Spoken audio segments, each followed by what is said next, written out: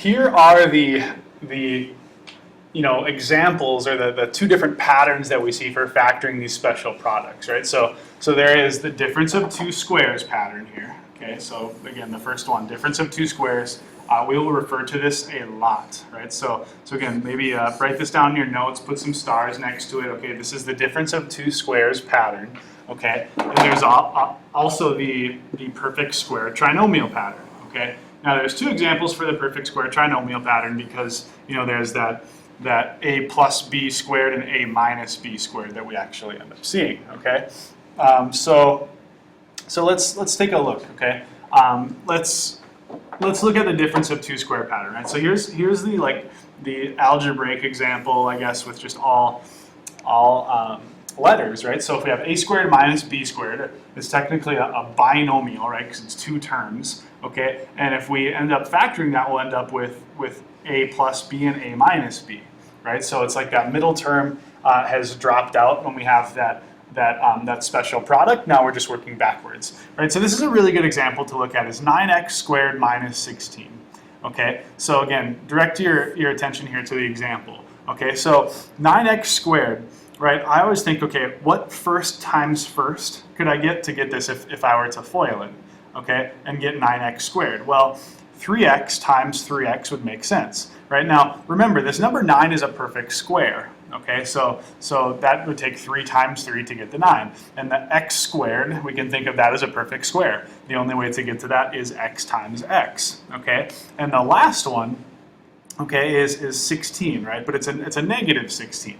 Right? Now, 16 is also one of those perfect square numbers. Okay, so I need a positive 4 and a negative 4. Okay, and that's where this comes in, right? I have a plus 4 in this factor and a minus 4 in this factor. Okay, now remember, we can always check our work here with FOIL. So first times first would give us 9x squared.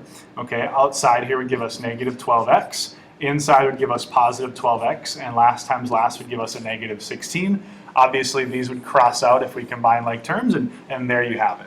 Okay, but what's really important, guys, is to understand what are the perfect square numbers. So we know 1, 2 times 2 is 4, 3 times 3 is 9, 4 times 4 is 16, 5 times 5 is 25, 6 times 6 36, 7 times 7 49, 8 times 8 is going to be 64, and obviously then we have 81, 100, 121, 144, 169, and we could keep going on and on and on, okay? But we're really looking for these perfect square numbers when we're looking for these patterns, okay? So let's take a look at the perfect square trinomial pattern, okay? Here's our examples here, okay? Now, you can think of this as a perfect square, 1x squared, okay? This middle term is not going to be a perfect square, okay? Remember, that's the plus 2ab part. Okay, but now this last term here, positive 16, that is a perfect square, 4 times 4. Okay, and so what this ends up being is x plus 4 squared. Okay, or we could write it as this, x plus 4 times x plus 4. Okay, and we can check that with FOIL to see if it would actually work out. Okay, now notice this middle term here is positive, right? And our binomial is being squared. It's x plus a certain number.